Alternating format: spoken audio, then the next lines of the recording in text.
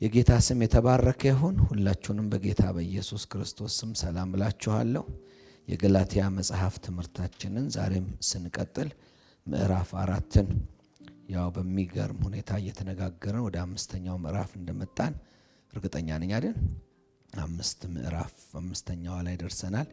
እንግዲህ የዶክትሪኗን መጽሐፍ ጨርሰናል። ባለፈው እንዳትረሷት 1 እና 2 የግል የሐዋርያው ጳውሎስ መገለጥና ከሌሎች ጋር የነበረውን እውነቱን በመያዝ ውስጥ የገጠመውን እንዴት እንደተገለጠለት ማን እንደሆነ በደንብ ለይቶ ስለራሱ በማብራራት የመልእክቱን ትልቅነት ገናናነት ከማን እንደተቀበለው እንዲያውቁት ከኪሱ እንዳላወጣው ከሰው እንዳልሰማው ከስጋ እንዳልሰማው በደንብ አድርጎ ያብራራበት ነው። ያንን ካብራራ በኋላ ይሄኛው መግቢያ ሆኖ ከመግቢያው በኋላ 3 እና 4ን ሲነግረን ምንድነው ዋናው ትምህርቱ ነው። ይሄን ያው ዶክትሪን ነው የምንለው። እዚህ ውስጥ እንግዲህ 3 እና 4 ላይ በዚህ በመንፈስ ሕይወት ውስጥ በተሰጠን ምን እንደሚመስል በሁለቱ ትምህርቶች በደንብ አይተናል። ወደ 5 እና 6 ላይ በምንመጣበት ጊዜ የዚህ የተቀበልነው ሕይወት ትግበራ ወይም ደግሞ መንፈሳዊ ምልልስ ካልተነበበላችሁ ከቃሌ ቀዱ ይቅርታ። መንፈሳዊ ምልልስን በተመለከተ የሚያስቀምጥ ነው።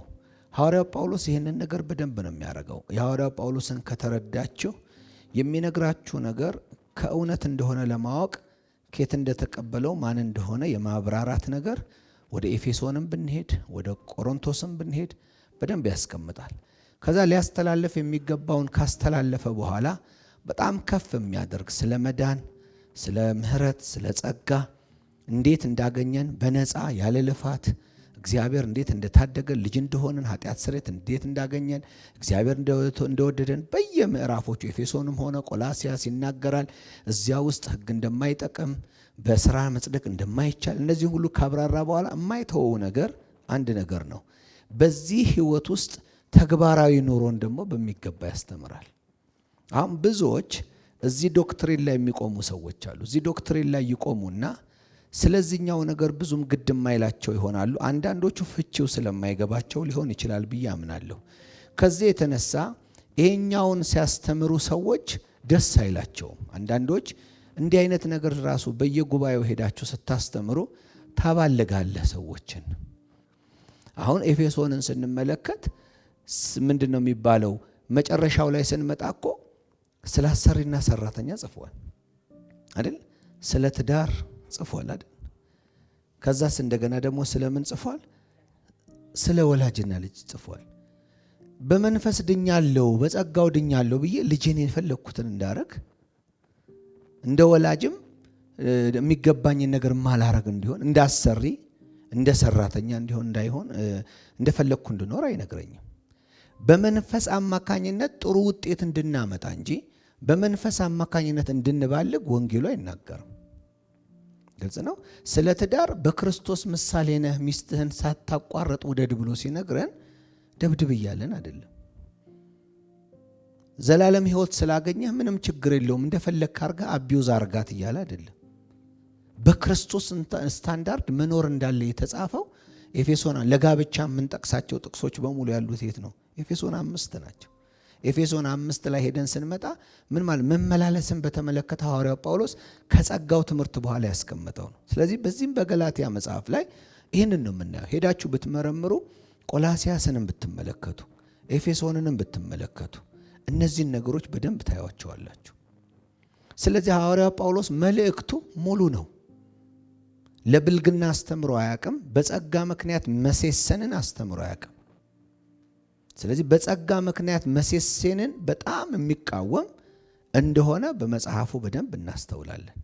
ስለዚህም የገላትያ መጽሐፍ አንዱ ይሄ ማሳያ ስለሆነ ከዚህ ከተከከለኛው በስጋ ወይም ደግሞ በሕግ መዳን እንደማይቻል ሕይወቱም የስጋና የሕግ እንዳልሆነ በጸጋና በመንፈስ እንደሆነ ካስቀመጠ በኋላ በንጽጽሩ ትዝ ይላችሁ እንደሆነ ስለ አጋርና ሳራ አይደል ምሳሌ አድርጎ ሲያስቀርብ ለባርነት ልጆችን ትወልዳለች፣ አጋር የአሁኗ ኢየሩሳሌምን ትመስላለች።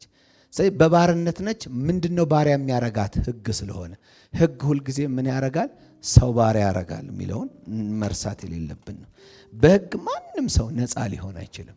ሕግ ሁልጊዜ ከባርነት ጋር የተገናኘ ነው። የዚህ የምዕራፍ 4 ያለፈው ትልቁ ዋና ነገር የሚናገረው ምንድነው? ስለ ነፃነት ሲነግረን። ለዚህ ነው 5ኛው ላይ ስንመጣ በነፃነት ስለመኖር ነው የሚነግረን።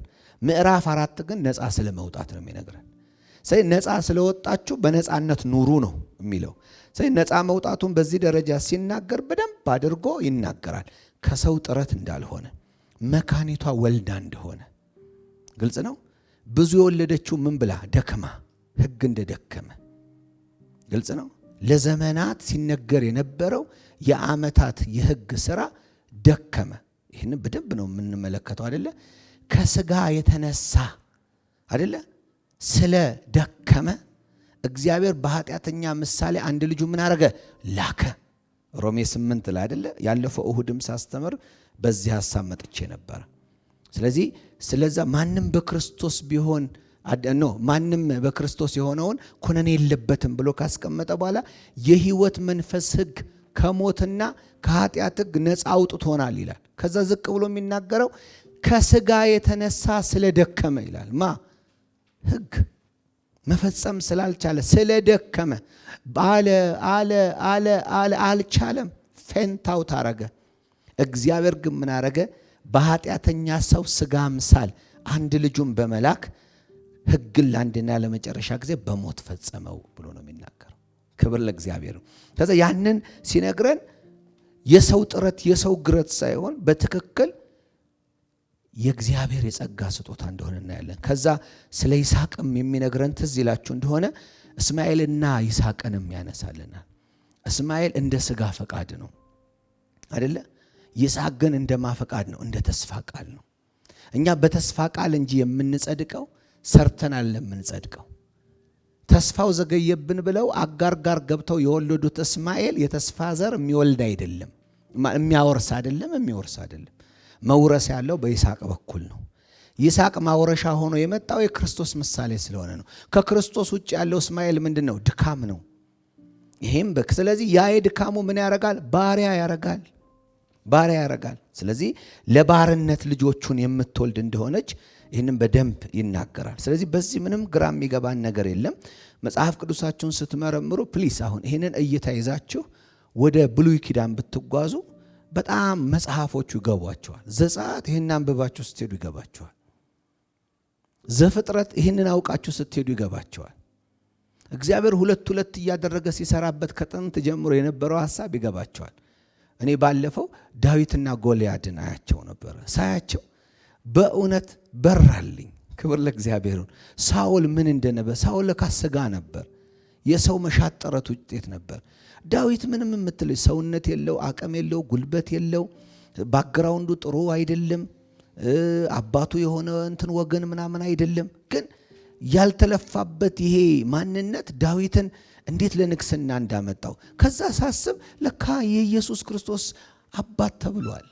የዳዊት ልጅ ሆይ ማረኝ ተብሏል። የዳዊት ልጆች ለምን ከዳዊት ዘር ተወለደ ተባለ ብላችሁ ሄዳችሁ ላይኑን ስትመለከቱ ለካ በመንፈስ ስለሚሆነው በተስፋ ቃል ስለሚሆነው ነው እንጂ ስለ ሰው ጥረትና ግረት እንዳልሆነ እናያለን። ክብር ለእግዚአብሔር ነው። ስለዚህ ነው ሐዋርያው ጳውሎስ ስለበራለት ዘፍጥረት ላይ ንገረኝ ብትሉት ሐዋርያው ጳውሎስ ክርስቶስን ይነግራቸዋል። የትኛውም ቦታ ላይ ብትነግሩት ስለ ክርስቶስ ምን ያወራል? ዮናስን እኮ ማን ነው አሳ ነባሪ ሆድ ውስጥ አደረ ታሪክ ነው አይደለ? ለኛ ነነዌ ምናምን ነው ምንለው። ግን የኢየሱስ ክርስቶስ የ3 ቀን ሞት አይደለ? ወንጌል ላይ እኮ ኢየሱስ ራሱ ምልክት ያስፈልጋል፣ ከዮናስ ምልክት በስተቀር ሌላ የላችሁም አይደለ? ምን ምልክት ታሳየናለህ በአንተ እንድናምን ሲሉት ምን ትፈልጋላችሁ? የሚገርም ነው። እና እግዚአብሔር የተባረከ ይሁን። ሐዋርያው ጳውሎስም ለዚህ ነው ወደ ምን ያመጣን? ወደ አጋርና ሳራ የሚያመጣን፣ ወደ እስማኤልና ወደ ተስፋው ቃል ወደ ይስሐቅ የሚያመጣን። ከዛ አንቺ ያው ወልደሽ የማታቂ መካን ምናምን ሲባል በትንቢት መጽሐፍ ላይ እግዚአብሔር ምን እየጠቆመ እንደሆነ ከሰው ጥረት ሳይሆን በእግዚአብሔር ችሎታ እንደሆነ። የማርያምንም መውለድ ስንመለከት ድንግል ነች አይደለ? ድንግል አይወልድም፣ ግን ድንግሊቷ ጸነሰች አይደል? ክብር ለእግዚአብሔር ይሁን። ኤልሳቤጥ ጸነሰች በስተርጅናዋ አይደል እንዴ? እግዚአብሔር እንዴት እንደዚህ ነገሮች ስንመለከት እግዚአብሔር ከሰው ብቃት ውጪ በጸጋው ሰዎችን ምን ማድረግ እንደሚችል የሚጠቁምባቸው ትልቅ የጸጋ ትምህርቶች ናቸው። እግዚአብሔር ይባረክ። እንግዲህ ነፃነታችንን በዚህ ደረጃ ካስቀመጥ ነው አሁን የምናወራው በነፃነት ስለመኖር ነው። ቻፕተር 5 ምዕራፍ 4 በነፃነት ስለመኖር ነው። አሁን ነፃነት ብለን ስንል ፈተነዋል። ነፃነት ማለት ጸጋ ነው። ይህም በደንብ እንድትይዙ። ነፃነት መንፈስ ነው። ነፃነት አዲስ ኪዳን ነው።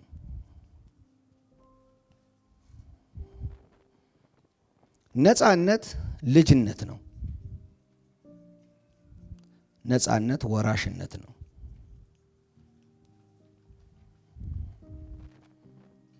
ነፃነት ማለት ሊትራሪ የፈለከውን ነገር እንድታረግ ነፃ ነህ ማለት አይደለም። ለየትኛውም ነገር የወደድከውን አድርግ የሚል ነፃነት በራሱ ትርጉም ሳይሆን የምንመለከተው የነፃይቱ ልጅ ብሎ ከሚለው ነው የሚመነጨው። የነፃይቱ ልጅ ባሪያ ያልሆነችው ነው። ባሪያ ያልሆነችው ማለት ገዢ የላትም። ማን ነው የማይገዛት? መጽሐፋችን ሲናገር ኃጢአት አይገዛችሁም ነው የሚለው። ምን አይገዛችሁም?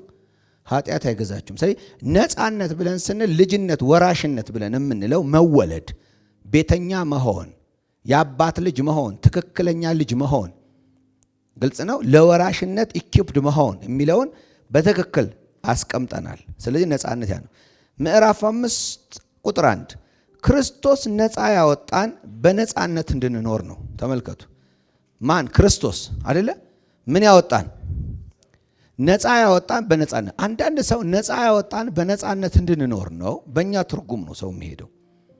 እንደፈለክ እንድኖር ነው ነፃ ያወጣኝ የሚል ተርጉመዋል ሰው። ኖ በነፃነት እንድንኖር ሳይሆን በምን እንድንኖር ነው? በልጅነት፣ በወራሽነት፣ በአዲሱ መንፈስ፣ በጸጋው፣ በአዲስ ኪዳን እውነት።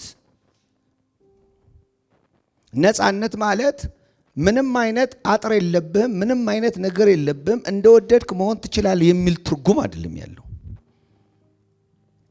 ግልጽ ነው። ነፃ ወጥታችኋል። ነፃ የወጣሁት ከምንድን ነው? እናየዋለን አለ። ከዚህ በፊትም ስንመለከተው ነበረ። ከስጋ ነፃ ወጥተናል፣ ከህግ ነፃ ወጥተናል። ህግ ስራው ምንድን ነው? ኃጢአትን መቀስቀስ። ህግ ስራው ምንድን ነው? ኃጢአትን ምን ማድረግ? መቀስቀስ፣ ማስፈረድ። ስለዚህ የሚያስፈርደውና የሚፈረድበት ሁለቱም በመስቀል ላይ ተጠርቀው ተወግደዋል። አሁን ነፃ ነን። ነፃ ስንሆን ነፃ የሆነው ከህጉ ነው። ግልጽ ነው። ስለዚህ ነፃ ከህጉ ብንሆንም ግን ለህይወቱ ግን እስረኛ ነን። አሜን። ግልጽ ነው። ይህንን ለመናገር ደግሜ ሁሌ የማነሳውን ቃል ሮሜ 7 ላይ ልሂድና ልጠቁማችሁ እባካችሁ። የጌታ መንፈስ በዚያ አለ። አሜን ሃሌሉያ። ወንድሞቹ ህግን ለሚያውቁ ሰዎች እናገራለሁ ይላል። ህግ በአንድ ሰው ላይ ስልጣን የሚኖረው ሰውየው በህይወት እስካለ ድረስ ብቻ መሆኑን አታውቁም?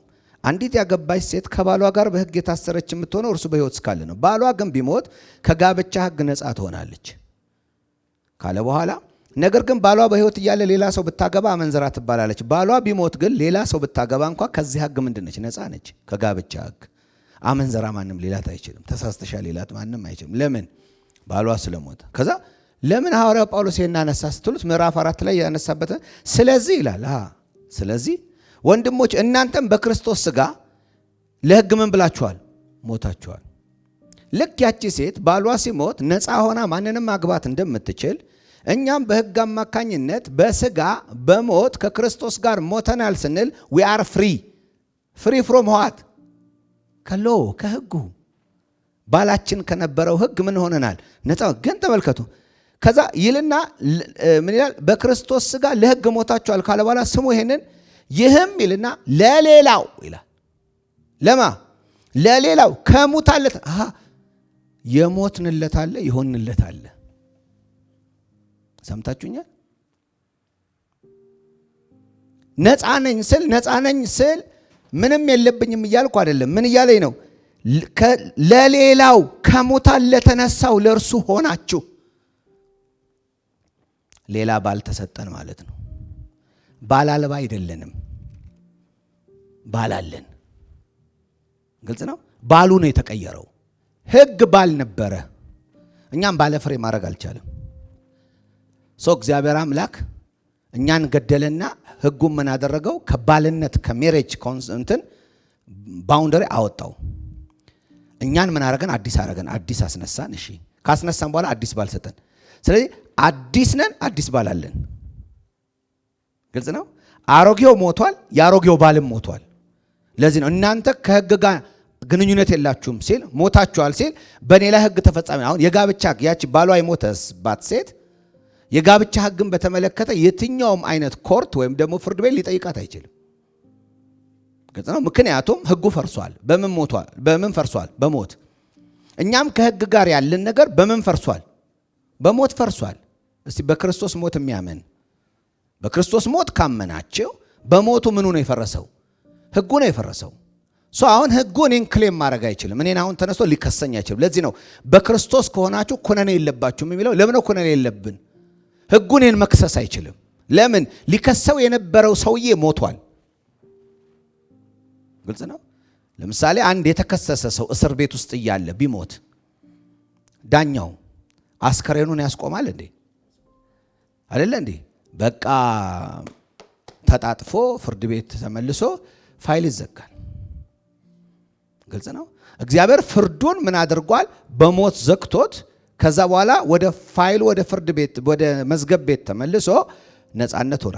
ነፃነቱን ግን እዚህ ጋር ሲናገር ለሌላው ከሙታን ለተነሳው ለእርሱ ሆናችሁ ለእግዚአብሔር ፍሬ እንድናፈራ ነው። ለማ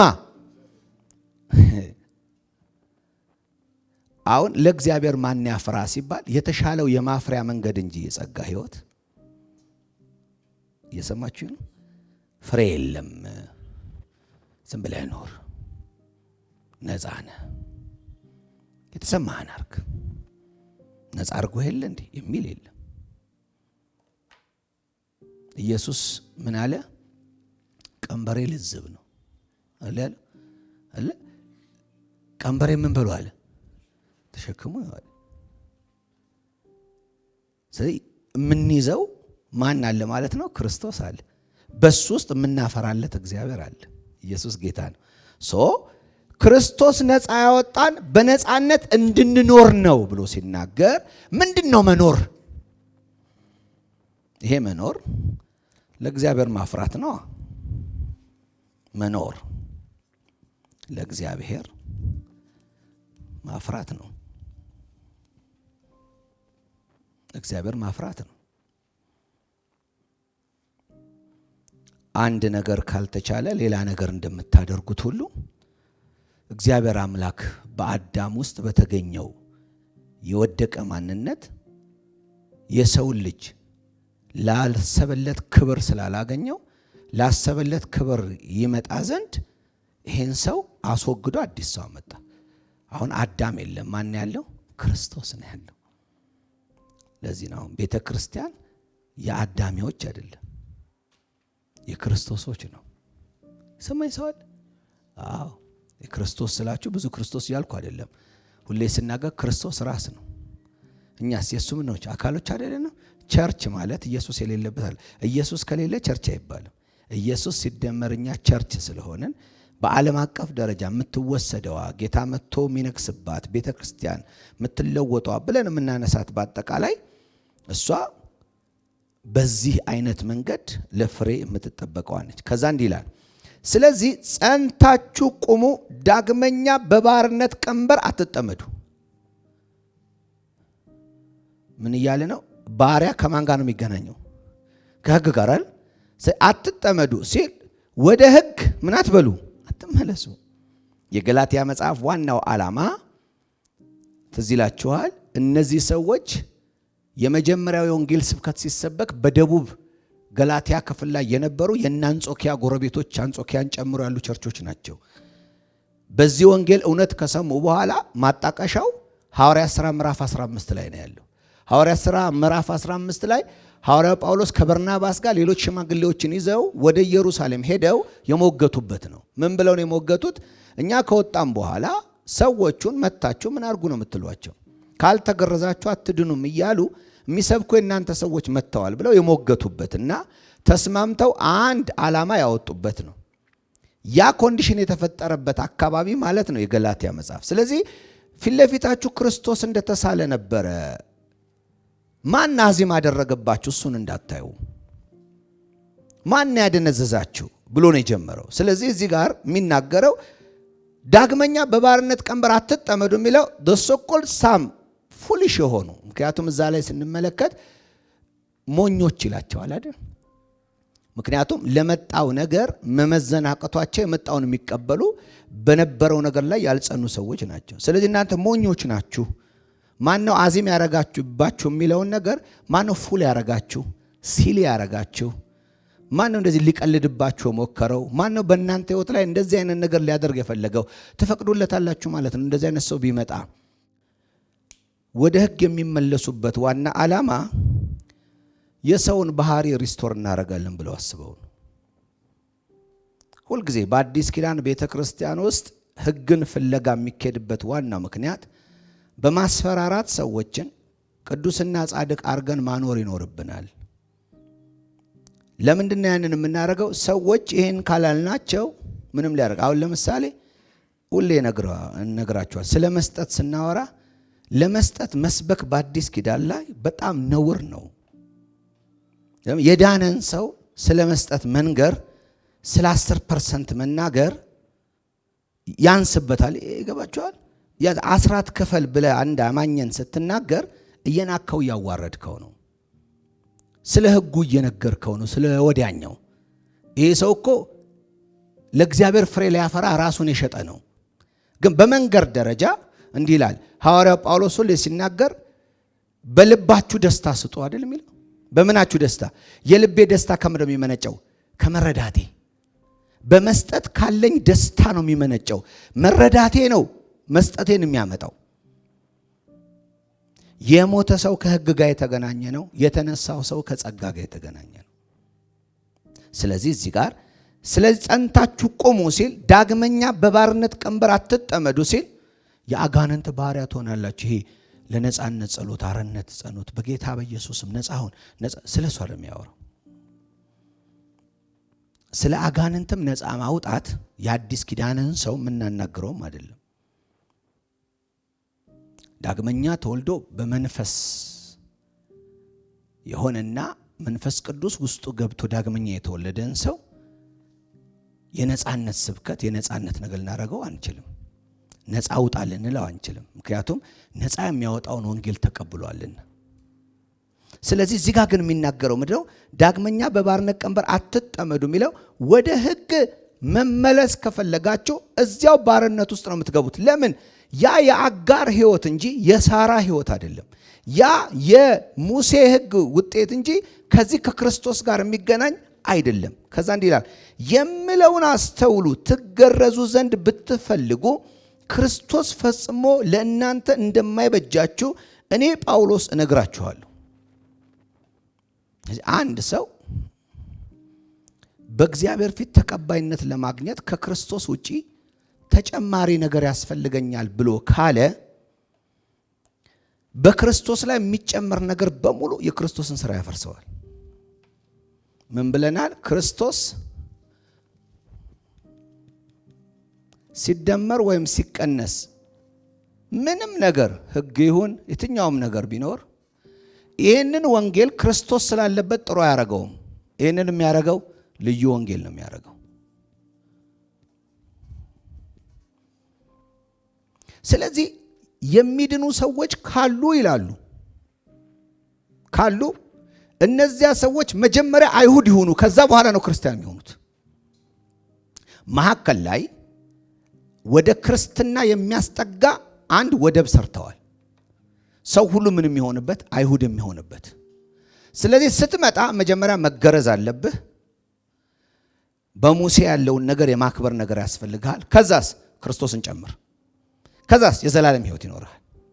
እንደኛ ካልሆንክ ክርስቶስን ልታገኝ አትችልም። በክርስቶስ ብቻ መሆን አትችልም። ሙሴን ዘላ አትሄድም። ሙሴ ላይ ጨምር እንጂ።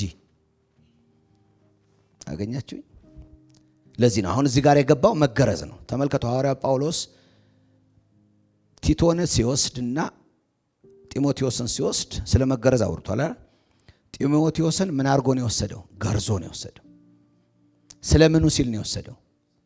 መግረዝ ወደ መንግስተ ሰማያት የሚያስገባ በክርስቶስ ላይ የተጨመረ ሕግ ነው ብሎ ሳይሆን ሲሄድ ይሄ ግሪካዊ ነው ብለው ለወንጌሉ እንቅፋት እንዳይወስድ እንደ መስቀል ነው የጢሞቴዎስ መገረዝ መስቀል ነው። ለምሳሌ አንድ ቦታ ለመግባት የሚያመቻችሁ ሁኔታ ስትፈጥሩ ያንን አርጋችሁ ትገባላችሁ። ቲቶን ደግሞ ሲወስድ ወደ ሐዋርያት ነበር የወሰደውና ወደ ኢየሩሳሌም አውቆ ምን አላረገውም ይላል? አልገረዘውም። ለምን? የዳነ እግዚአብሔር ጸጋ ያለበት ቲቶ የሚባል ሰው አለ። ይሄ ሰው አሁን አልተገረዘም። ይሄ ሰው ግን የዘላለም ሕይወት አለው። ይሄ ሰው ግን ድኗል። ይሄ ሰው ግን በእኛ ስኳድ ውስጥ ጭምር አገልጋይ ነው። የእግዚአብሔር ጸጋ አለበት፣ መንፈስ ቅዱስ አለበት። እስቲ ባንተ የተሰራውን ስራ ተናገር። በኤፌሶን እንዲህ ነው፣ በተሰሎንቄ እንዲህ ነው፣ በእንደዚህ ይሄን ሁሉ ስራ ታዲያ የሚሰራው ማን ነው? መንፈስ ቅዱስ አይደል? ግልጽ ነው። ልክ ጴጥሮስ እንዳለው ጴጥሮስ ምን አለ? እኔ አልነካም አልሄድም እነሱ ጋር አለ። ከዛስ በኋላ በግድ ግን ሄደ። ሲሄድ ቃሉን እየተናገረ እያለ መንፈስ ቅዱስ በሁሉም ላይ ምን አደረገ? ወረደ። መንፈስ ቅዱስ ሲወርድ ለካ እንደኛ ሆኑ አለ ይላል። እንደኛ ሆኑ ያለው መንፈስ ሲወርድባቸው አይቶ እንጂ ምንም እዛ ጋር አክሽን ባይኖር ኖሮ ጴጥሮስ ራሱ አያምንም ነበር በእነሱ። ልክ እንደዚህ ምልክት እንዲሆን ቲቶን ይዞ ያልተገረዘ ግን የዳነ ጌታን የሚያገለግል ሰው ይኸውላችሁ ብሎ በሱ እንደመጣ እናያለን። ስለዚህ እዚህ ጋር የዚህን ጉዳይ ሲናገር ምንድን ነው የሚለው? ትገረዙ ዘንድ ብትፈልጉ ማለት ክርስቶስ ካልበቃችሁ፣ በጌታ በኢየሱስ ክርስቶስ በማመን መዳን ካልተሰማችሁ፣ የሆነ ነገር ሳረግ ነው፣ የሆነ ነገር ስጨምር ነው፣ ይህንን ሳደርግ ነው ብላችሁ የምታስቡ ከሆነ ቀጥሎ የሚናገረው እንደዚህ ነው የሚለው፣ ለእናንተ ክርስቶስ ፈጽሞ እንደማይበጃችሁ እኔ ጳውሎስ እነግራለሁ። ክርስቶስ የሚበጀው ማንን ነው? ምንም ነገር የለኝም ላለው ለዜሮ። የሰማችሁ? ክርስቶስ ለማንም ይበጀው ለዜሮ። ለዚህ ነው ያን ሰውዬ ምን አለው? ከሱ ይልቅ እሱ ጸድቆ ተመለሰ አለ። ስለዚህ እዚህ ጋራ ተገርዣለሁ ብለህ ኩፍ ካልክ እዛ ኩፍታ ውስጥ ክርስቶስ አይጨመርም። ኩፍታው መውጣት አለበት። እሱስ ካልወጣ ድረስ ክርስቶስ ከማንም ጋር ተደምሮ አዳኝ ሊሆን አይችልም። ስለዚህ እዚህ ክፍል ላይ የሚናገረው እንግዲህ መገረዝ አንዳች ነገር ይጠቅማል ብላችሁ ሰው እንዲድን ይገረዝ የምትሉ ከሆነ የመገረዝ ሰባኪ ከሆናችሁ፣ ካልተገረዛችሁ የምትሉ ከሆነ የአብርሃም ካልሆናችሁ የምትሉ ከሆነ መጀመሪያ እንዲህ ካላረጋችሁ የምትሉ ከሆነ አንድ ነገር ነግራችኋለሁ። ክርስቶስ ምን አይላችሁም? ፈጽሞ አይበጃችሁም ብሎ ይናገራል። ኢየሱስ ጌታ ነው። Christ shall profit you nothing። ማንም ሰው አረጋለሁ የሚለው ነገር ካለ ክርስቶስ አይጠቅመውም። ለዚህ ነው ሮሜ 3 ላይ ለማይሰራው ለኃጥኡ ምኑ እምነቱ ምን ሆኖ ይቆጠርለታል? ቆጠራ እኮ ነው። ለማይሰራው ይላል።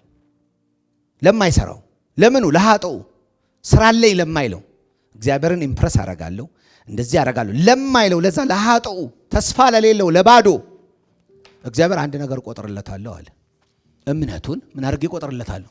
ጽድቅ አድርጌ። ለዚህ ነው በእምነት መጽደቅ የተባለው እኛ የተቆጠረልን እምነት እንጂ ስራ አይደለም። ስለዚህ እምነት ማስቆጠር ሲገባው ሰው ወደ ስራ ማስቆጠር ከመጣ እምነትና ክርስቶስ ነው የሚገናኙት። ስራና ሕግ ስለሚገናኙ ስራው ላይ ያለው ሰው ክርስቶስ አይበጀውም። ልዩነት አለ፣ አይቀላቀልም። ሙሴና ክርስቶስ አይቀላቀሉም። ሕግና ጸጋ አይቀላቀሉም። መንፈስና ስጋ አይቀላቀሉም። አጋርና ሳራ አይቀላቀሉም። እስማኤልና ይስሐቅ አይቀላቀሉም። አዲሱና አሮጌው ኪዳን አይቀላቀሉም። ቁጥር 3 መገረዝ ለሚፈልግ ሁሉ ሕግን ሁሉ የመፈጸም ግዴታ እንዳለበት እንደገና ለእያንዳንዱ በግልጽ እናገራለሁ። በሕግ ለመጽደቅ የምትጥሩ ከክርስቶስ ተለይታችሁ ከጸጋው ምን ብላችኋል? ርቃችኋል። አሁን አንዳንድ ጊዜ መገረዝን ስትፈልግ ስለ መገረዝ ብቻ አይደለም። ሰው ሁሉ ኃጢአትን ሰርቷል፣ የእግዚአብሔርም ክብር ምን ብሎታል? ጎሎታል። ይሄ ቃል የመጣው ለምንድን ነው? በሕግ አማካኝነት ሁሉ ሰው ስለተከሰሰ ነው። ሮሜ ምዕራፍ 1 ላይ አይሁዶቹ ተከሰዋል። ምዕራፍ 2 ላይ አሕዛቦቹ ተከሰዋል። ምዕራፍ 3 ላይ ማንም ሰው የለም፣ ሁሉ ኃጢአትን ሰርቷል፣ የእግዚአብሔር ክብር ምን ብሎታል? ጎሎታል። እንዲያው በጸጋው ግን በእምነት ምን ያደርጋሉ? ይጸድቃሉ ነው። ስለዚህ እዚህ ጋር እንደሚናገረው በሕግ ለመጽደቅ የምትጥሩ ከክርስቶስ ተለይታችሁ ከጸጋው ምን ብላችኋል? ርቃችኋል። ስለዚህ ሕግን ይዞ ጸጋን መያዝ አይቻልም። ጸጋው መያዝ ሰው የሚችለው ከሕጉ ነፃ ሲወጣ ብቻ ነው። ለዚህ ነው እንዳልኳቸው ክርስቶስ ኢየሱስ መደመር ብቻ ቢያስፈልግ ኖሮ ሞቶ መነሳት አያስፈልግም። የሚያስፈልገው ማስቀጠል ነበር። ግን ምን አድርጎ ተነስቷል? ሞቶ ተነስቷል። ሲሞት በትክክል ይሞታል። ኢየሱስ ሞቷል አልሞተም? የሞተን የመሰለው ሞቷል በትክክል አይደለ? ተረጋግጧል። አዎ። ካልተረጋገጠ ወንጌል ልክ አይደለም። ለዚህ ነው የተቀበረው። እንዲያውም የሚገርማችሁ ነገር መሞቱን ለማረጋገጥ ምን ነበር የሚያደርጉት? ጭን ሰበራ ያደርጉ ነበር።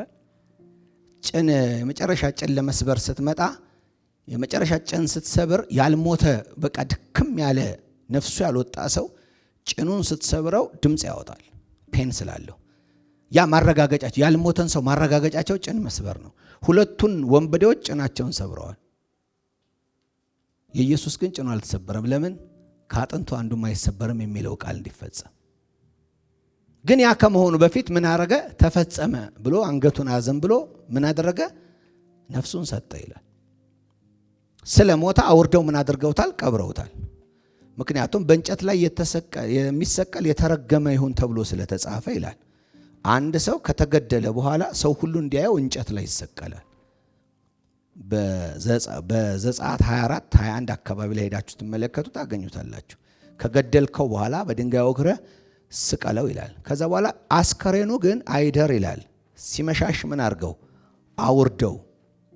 ለምን? በእንጨት ላይ የተሰቀለ የተረገመ ነው ተብሎ ስለተጻፈ ያ ነገር ከዛ አይለፍ ብሎ ገደብ ያበጅለትና አውርደው እንዲቀብሩት ያደርጋል። ኢየሱስ የሕግ እርግማን ሆኖ ሲሞት የኛን በሕግ አማካኝነት አለመብቃት ስላልበቃን ደግሞ ሞት ስለተገባን ተወግረን የመሞት ያክል ከዚያስ የመረገም ምልክታችን ደግሞ በመስቀል ላይ ተሰቅሎ አይደለ? ከዚያስ እስከ መቀበር አይደለ? ከዛ በእግዚአብሔር አሰራር በመንፈስ ደግሞ አዲስ ሆኖ ተነሳ። ኢየሱስ ጌታ ነው። አዲስ ሆኖ ሲነሳ የትናንትናው አይደለም የተነሳው። ግልጽ ነው። በኃጢአት ምክንያት ሞቷል። ሲነሳ ግን ያለ ኃጢአት ነው የተነሳው። ልዩነት አለው። ስጋው ሬዘሬክትድ የሆነ ስጋ ነው። ለዛም እዛ ስጋ ላይ የምንመለከተው ምን አይነት ስጋው ልዩ ነበራል አይደለ? ተሰብስበው እያሉ ምን አድርጎ ገባ? ከዛ በፊት ኢየሱስ እንደሱ አድርጎ ያውቃል? አያውቅም እኮ። ግን ሰላም ለእናንተ ይሁን ብሎ ሲገባ የገባበት ምንም ከልካይ የሌለው በሬዘሬክትድ በትንሣኤው አካል ነው የገባው። ኢየሱስ ጌታ ነው። ስለዚህ ሞቶ መነሳት ካለ የሞት የመጣበት ምክንያት በሕግ ምክንያት እንደሆነ በትክክል እዚህ ጋር ያስረዳናል። እኛ ግን ተስፋ የምናደርገው ጽድቅ በመንፈስ አማካኝነት ከእምነት ሆነን በናፍቆት እንጠብቃለን። እኛ ግን ምን የምናደርገው? ተስፋ የምናደርገው ጽድቅ። ተስፋ የምናደርገው ጽድቅ ማለት በእምነት ስለሆነው ጽድቅ። ስለዚህ እግዚአብሔር ተስፋ የሰጠው ምንድን ነው ካለን በእምነት ስለሆነው ጽድቅ። ተስፋ ሆኖ በተሰጠው በመንፈስ ቅዱስ አማካኝነት ዳግመኛ ስለሚመጣው መወለድ። መንፈስ ቅዱስ ምን ነበረ? ተስፋ ነበር። መጽሐፍ ቅዱስ ምን ይላል? ኢየሱስ ክርስቶስ ከሄደ በኋላ ከአብ የነበረውን ተስፋ ተቀብሎ ምን አረገው ይላል? አፈሰሰው ይላል። ሲያፈሰው ሰዎች ልሳን እንዲናገሩ አረጋቸው አይደለም። ሰዎች የዘላለም ሕይወት እንዲሆኑ አረጋቸው። የዘላለም ሕይወት ማን ነው ያለው? መንፈስ ቅዱስ ነው ያለው። ከመንፈስ ካልተወለዳችሁ የሚለው እሱ ነው፣ ሕይወት ነው። ስለዚህ በዚህ በመንፈስ አማካኝነት አዲስ ማንነት ማግኘት ከቀደመው ጋር ግንኙነት የለም። ስለዚህ በእምነት አማካኝነት ምንም ሳንሰራ በእምነት ለመጽደቅ እንዲሆን እግዚአብሔር ይህን ተስፋ ምን አድርጎ ነበር? ከዘመናት በፊት ተሰጥቶ ነበር። ኢየሱስ እኔ ሲሄድ አጽናኙ ይመጣል ይላል። አሜን። ምኑ ይመጣል? አጽናኙ ይመጣል። ምንድነው የሚያጽናናን? ኮምፎርት ያደርገናል። በዚህ ዓለም ላይ የዘላለምን ሕይወት አግኝቶ መስጨረሻን ስለማሳመር በመንፈሱ አማካይነት ዳግመኛ ምን ያደርገናል? ይወልደናል። ኮምፎርት ያደርገናል፣ ይመክረናል ብቻ አይደለም። ስለዚህ የእምነት ጽድቅ በእምነት ስለሚሆን መጽደቅ የተሰጠው ተስፋ፣ ያ ተስፋ የማን ተስፋ ነበር? የአብርሃም ተስፋ አይደለ? ለአብርሃም ተስፋ ሰጥቶት አልነበረም? ምን አይነት ተስፋ ነው የተሰጠው? የመዳን ተስፋ። አብርሃምም አመነ ጽድቅም ሆኖ ምን አደረገለት? ተቆጠረለት። አብርሃም በስራ ጸድቆ ቢሆን ኖሮ አንዳች የሚመካበት ነገር ነበረው። አሁን ግን መመካት አይችልም ይላል። ለምን አይመካም? ከሱ የሆነ ነገር የለም። ስለዚህ የጸደቀው ጽድቅ ከማን ነው? ከእግዚአብሔር የሆነ ጽድቅ ነው። ያንን ጽድቅ የእምነት ጽድቅ ለአብርሃም የተነገረ በተስፋ ቃል ከእግዚአብሔር የመጣ ሰው ያልገባበት ብቸኛ ኢየሱስ ጌታ ነው። መቼስ? ከሕጉ በፊት 430 ዓመት በፊት ቅድም ባለፈው ስናጠና አይተናል። በፊት ለማ የተገባ? ለአብርሃም የተገባ ተስፋ። ስለዚህ ለአብርሃም የተገባው ተስፋ ፍጻሜ ያገኘው በማን ነው? በክርስቶስ አማካኝነት ነው። ስለዚህ እኛም ግን ተስፋ የምናደርገው ጽድቅ ይላል በመንፈስ አማካኝነት በእምነት ሆነን በናፍቆት እንጠባበቃለን። ይሄ በናፍቆት እንጠባበቃለን ብሎ የሚናገረው ሁለት ነገሮች ነው። አንደኛ በመንፈስ ቢያገኘነውን ህይወት መንፈሳዊ አካል ማግኘት የተስፋችን ነው የፊታችን። አሁን ምንድነው የቀረን? የስጋችን ለውጥ አይደል? የስጋችን ለውጥ ምንድነው የምናገኘው? መንፈሳዊ አካል እኮ ነው የምናገኘው። የሚበሰብሰው የማይበሰብሰውን ይወርሳል። የሚሞተው ምን ይሆናል? የማይሞት ይሆናል። በመንፈሳችን ውስጥ የነበረው ሞት በክርስቶስ አማካኝነት ሞት ስለተዋጠ አሁን ሞት የሚባል ነገር ይህንን እንዳይዘው እግዚአብሔር አምላክ በዚህ መሬት ላይ ብቻ አክት የምናደርግበት ቦዲ ሆኖ ይቀጥላል። ግን መዋጀቱ ስለተሰራ ማንኛውም በመንፈስ የጸደቀ ወይም ደግሞ በዚህ ተስፋ ቃል የጸደቀ ሰው ይሄ አካሉ ለመለወጥ ምን ብሏል? ተዘጋጅቷል። ምን አይነት አካል ይኖረዋል? መንፈሳዊ አካል ይኖረዋል። ያ መንፈሳዊ አካል ከሰው አካል ይለያል። መንፈሳዊ አካል የሚለው እንዲህ አይደል ያለው ኢየሱስ በኋላ ምን ይሆናሉ ሲል አያገቡም። እንደምን ይሆናሉ? እንደ መልአክ ይሆናሉ። ስፒሪት ቢንግ ይሆናሉ። ይሄ ዓለም ላይ ያለው የትኛውም ነገር ገቨርን የሚያረጋቸው አይሆኑም። ይሄ የሚመጣው ተስፋችን። ስለዚህ ይሄ ጽድቅ የሚሰጠን ሙላቱን ከፊት ለፊታችን ያለውን እሱን ይጠቁመናል። በመንፈስ አማካኝነት የእምነትን ሆነ በናፍቆት እንዲህ ይላል ሮሜ 8 ላይ ምን ይላል? ልጅነታችንን በናፍቆት እንጠባበቃለን አይደለ? ልጅነታችን በናፍቆት እንጠባበቃለን ሲል ልጅ አይደለንም፣ ልጅነትን ገና እንጠብቃለን ሳይሆን የልጅነታችን ፉሊ መገለጥ መቼ ነው የሚሆነው? የሥጋ ለውጥ ሲመጣ ነው። ስለዚህ ያን ተስፋ በተመለከተ እዚህ ጋር ያስቀመጠው ነው። ግን ይህንን ተስፋ የምናደርግ እኛ ግን ተስፋ የምናደርገው ጽድቅ በመንፈስ አማካኝነት በእምነት ሆነን በናፍቆት እንጠባበቃለን። በክርስቶስ ኢየሱስ ከሆኑ ይላል መገረዝ ወይም አለመገረዝ አይጠቅምም። ይህ በጣም የሚገርም ነገር ነው። መገረዝ አለመገረዝ ምን አይልም። ምን ማለት ነው? ምንም አይነት ሕግ አከበርክም አላከበርክም ዋጋ የለውም። ግልጽ ነው። ሕግን የማክበር ነገርን በተመለከተ አረክም አላረክም ገባህበትም አልገባህበትም ምንም ነው የማይጠቅምህ። የሰማችሁ ነው። ምንም አይጠቅምህም። ከዛ እንደዚህ ብሎ ነው የሚናገረው የሚጠቅመውስ ይላል በፍቅር የሚገለጽ እምነት ብቻ ነው። የሚጠቅመው በምን የሚገለጥ? በፍቅር የሚገለጥ እምነት ነው። በሕጉ አማካኝነት አይጠቅምም ብሎ ሲናገር ስለ መገረዝ በጣም ኮንሰፕቹዋል የሚሆነው ነገር ምንድነው? መገረዝ ከኃጢአት ጋር የተገናኘ ነው አይደል? ለምሳሌ እግዚአብሔር አምላክ ሕዝቡ እንዲገረዝ ተናግሯል። ሸለፈት ወይም ደግሞ አለመገረዝ ኃጢአትን ላይ መኖር ነው። መገረዝም ኃጢአትን ምን ማድረግ ነው? ማስወገድ ነው። ስለዚህ ኃጢአትን የማስወገድ ምልክት ሆኖ ድሮ ስለነበረ ከዛ የተነሳ ሰዎች እዚህ ጋራ በመገረዝ ውስጥ ምን ያምናሉ? ንጽህናን ለራሳቸው ክልም ያደርጋሉ። ግልጽ ነው። አሁን ዳዊት ምን አለ? ይሄ ያልተገረዘ ምን አለ? ስለ መንፈስ አይደለም ያወራው። በትክክል ፍልስጤሞቹ ምን አይሉም? ከእግዚአብሔር ጋር ኪዳን ስለሌላቸው ምን አይሉም? አይገረዙም። በ8ኛ ቀን ወንድ ሁሉ ይገረዝ የተባለው የማ ሕግ ነው? የእግዚአብሔር ሕግ ነው። ያ ሕግ ፍልስጤምን ይወክላል? አይወክልም። ሲናገር እንደ ኪዳን አድርጎ ነው። አለመገረዝ አሕዛብ መሆን፣ መገረዝ የእግዚአብሔር ወገን መሆን በትክክል የታወቀ። ስለዚህ የእግዚአብሔር የመሆንና ያለመሆን ነገር ስለሆነ ከዚያ የሥጋ መቆረጥ ታሪክ ጋር በተያያዘ ዛሬም በአዲሱ ኪዳን ላይ ሰዎች ሲገረዙና ሳይገረዙ ለሰዎች የመዳን ምልክት አድርገው ይጠቀሙበታል። አሁን ለምሳሌ ለምንድን ነው ልጆቻችሁ እናንተ የምታስገረዙት ብዬ ብናገራችሁ ምን ትሉኛላችሁ? እስቲ ባታስገረዙት ባናስገረዝስ ምን ይመጣል? ግን ባክግራውንድ አለን አይደል? ከሃይማኖት ጋር ይያዛል አይያዝም? ይያዛል። የትኛውም ዶክተር አስተምሮን ስለምንኛውም አሁን ስለተለያየ ነገር ስለመንጻት ስለምን ስለተለያየ ነገር አስበን አይደለም። ለምንድን ነው አለማስገረዝ ነውር የሆነው? ምንድነው ባክግራውንዱ? ግልጽ ነው። ይህንን ስንመለከት ምናየው የሆኑ ሰዎች አይደል? አሁን አሉ እኮ የማይገረዙ ሰዎች አሉ በዓለማችን ላይ። እነዚያ ሰዎች ከዛኛው ባክግራውንድ የተነሳ ዘሮቻቸው በሙሉ በዛ ላይን ላይ ስለሄዱ ምንም አይመስላቸውም። እኛ ጋር በተለይ በኦርቶዶክስ ባክግራውንድ ውስጥ ያለን ሰዎች በትክክል ይሄንን አለማድረግ ክርስቲያን አለመሆን ሁሉ እንደመሆን ነው። እጅግ ከባድ ነው። 8ኛ ቀኑን ቆጥሮ ማድረግ አይደለ የምናደርገው።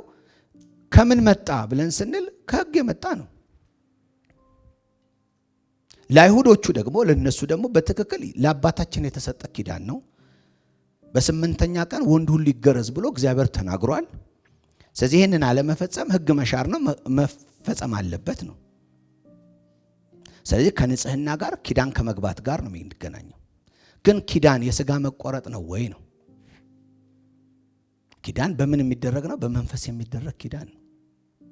ስለዚህ በመንፈስ የሚደረግ ኪዳን ስለሆነ መገረዝ አለመገረዝ አይጠቅምም ሲል ለምን ነው አይጠቅመው? በእግዚአብሔር ፊት አክሰፕታንስ ለማግኘት ስጋዊ ነገሮች ምንም አይጠቅሙም። በስጋ የሚደረጉ ነገሮች መታጠብ ሊሆን ይችላል፣ መገረዝ ሊሆን ይችላል፣ ቤተ መቅደስ መግባት በሳምንት 3 ሊሆን ይችላል፣ አስራት መስጠት ሊሆን ይችላል፣ የሆነ መባ ማድረግ ሊሆን ይችላል። ይህ ሪቹዋልስ የተቀመጡ አንድ ክርስቲያን ሊያደርገው የሚገባው ተብሎ የሚባል በአይሁዱ ዘንድ። እንደገናም ደግሞ አሁን እስልምናውን የእሱ ባክግራውንድ ተቀጽላ ነው። በቀን ስንቴ 5 ጊዜ መታጠብ አይደል? መስገድ ይላሉ። ምንም ቢያረግ ያችን አያልፋትም አይደል? ያችን በማድረጉ ምን ይሰማዋል አይደለ? የሆነ ንጽህና ይሰማዋል አይደል? ስለዚህ ያችን አለማድረግ አይችልም። ሱቁንም ዘግቶ ተሯሩጦ ያደርጋል። ለምን ነው የምታረገው ብትሉት የሚነግራችሁ ነገር ንጽህና ነው። ሳይንሳዊ ንጽህና አይደለም፣ መንፈሳዊ ንጽህና ነው። ለዛ ሰው ከመንፈስ ጋር የተገናኘ ነው። ስለዚህ እዚህ ጋር ሲናገር እነዚህ ሰዎች ተገረዙ ያሉት ስለ ጤና ጉዳይ ሳይሆን ከእግዚአብሔር ጋር ግንኙነት የሚኖራችሁ ስትገረዙ ብቻ ነው ብለው ስለሚያምኑ ነው። ስለዚህ እዚህ ጋር አይጠቅምም ይላል። ይሄ ስለ መገረዝ ብቻ ሳይሆን እላይም ሕግን ሁሉ መፈጸም አለበት። አሁን መገረዝ ብቻ ሳይሆን ካልክ እንግዲህ ሁሉም አለልህ ነው። ከ613 በላይ ሕጎች አሉ። መገረዝ አንዷ ነች። 10 ውስጥ ከገባው ውስጥ ሊሆን ይችላል። ግን ከዛ የወጣ 613 አካባቢ ሕጎች አሉ። ስለዚህ ሕግን ሁሉ መፈጸም አለብን ነው የምትሉት። ለምን ለይታችሁስ ከሆነስ ስለ መገረዝ ብቻ ታወራላችሁ? ግን አንድ ነገር ልንገራችሁ፣ መገረዝም አለመገረዝም ምን አይልም፣ አይጠቅምም። ያ ማለት ምን ማለት ነው? ሰንበት ማክበርም አለማክበርም አይጠቅምም። ቀን ማክበርም አለማክበርም ምን አይልም፣ አይጠቅምም። ቤተ መቅደስ መሄድም አለመሄድም ምን አይልም፣ አይጠቅምም። ለዚህ ነው አሁን ቤተ መቅደስ አለ እንዴ? አሁን አይደለም እኛ ጋር እስራኤል አለ እንዴ? በአሁን ሰዓት ቤተ መቅደስ የለም። መስዋዕት ይቀርባል አሁን እስራኤል ሀገር የለም። ቤተ መቅደስ አለ የለም። በግ ይቀርባል። ካህን አለ እንዴ? በአሮን ፈንታ ሆነ አለ እንዴ? የሚያሰሪ ማስተሰራ የሚባል ነገር የለ አለ እንዴ? አህዛቦች ናቸው። በቃ የአባታቸው ትራዲሽን እንደሆነ ይነግርሃል እንጂ ወደ ታቦቱ አለ ወይ? የለም። መጋረጃ፣ ቅድስት፣ አደባባይ፣ ቅድስተ ቅዱሳን የሚባል ነገር ዛሬ ሄዳችሁ እስራኤል የጎበኛችሁ መጎብኘቱም ከፈለጋችሁ አለ ወይ? የለም። እግዚአብሔር እኮ ሕያው ነው። አሜን። ኢምፖርታንት ቢሆን ኖሮ ያ ነገር እስከ ዛሬ ድረስ ይቀመጥ ነበር። ለዚህ ነው መስገድ አላት ለዛችሁ ሀዳር ላይ ለነበረች ሴት በገሪዛንም ተራራም አይደለም በኢየሩሳሌም ስግደት በመንፈስ የሚሆን ስግደት ነው አላት። አሜን። እሱም ደግሞ አሁን ሆኗል ብሏት ክርስቶስ እሱ መምጣቱ ለሷ የመንፈስን ስግደት እንደሰጣት። ስለዚህ በመንፈስ መስገድ ማለት የመንፈስ የህይወት ጉዳይ እንጂ አካላዊ የሚደረግ የውጭ ስርዓት አይደለም ብሎ አስቀምጦታል። ኢየሱስ ጌታ ነው። ስለዚህ የሚጠቅመው በፍቅር የሚገለጽ እምነት ነው። እቺኛዋ ሊንክ ነች። እቺኛዋ ሊንክ ለምን ሆነች?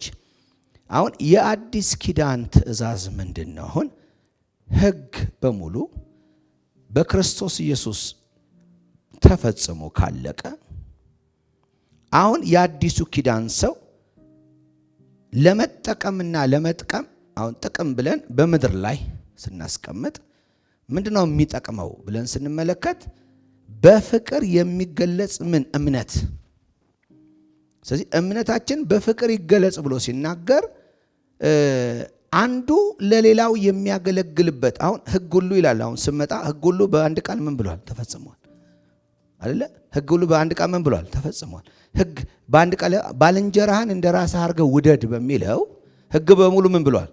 ተፈጽሟል። ባልንጀራህን እንደራስህ አድርገህ ከወደድክ የባልንጀራህን ሚስት አትወስድም፣ ትወደዋለህ። አትስረቅ ይላል። ከወደድከው አትሰርቅም። ግልጽ ነው። ፍቅር ካለ ህጉ ምን ይሆናል? ፍጻሜ ያገኛል። ግልጽ ነው። ስለዚህ ሰው ክርስቶስን በመቀበል ለእግዚአብሔር ፍሬ ማፍራት ካለበት ለእግዚአብሔር ፍሬ ማፍራት ማለት የቅድስና ህይወት ከሆነ የቅድስና ህይወቱ በህጉ ሳይሆን የሚያደርገው በእምነት አማካኝነት በምን በመኖር ነው? በፍቅር በመኖር ነው። ለዚህ ነው ኢየሱስ ሌላ ትእዛዝ አልሰጣችሁም አላቸው አይደል? ትእዛዝ የለኝም አለ ኢየሱስ። ዮሐንስ ወንጌል ምዕራፍ 13 ቁጥር 34 ላይ ባልንጀሮቻችሁን እንደራሳችሁ አድርጋችሁ ምን በሉ? ውደዱ። አሁን እኛ የተቀበልነው መንፈስ የምን መንፈስ ነው? የፍቅር መንፈስ ነው። ሮሜ 5:5 ላይ ምንድነው የሚለው? የእግዚአብሔር ፍቅር በመንፈስ ቅዱስ በልባችን ስለፈሰሰ ይላል። አሜን። በማ በእግዚአብሔር መንፈስ አማካይነት በልባችን ምን ያደርገ? ስለፈሰሰ ተስፋው ምን አይለንም? አያሳፍረንም። በመዳን የተቀበልነው መንፈስ የፍቅር መንፈስ ነው።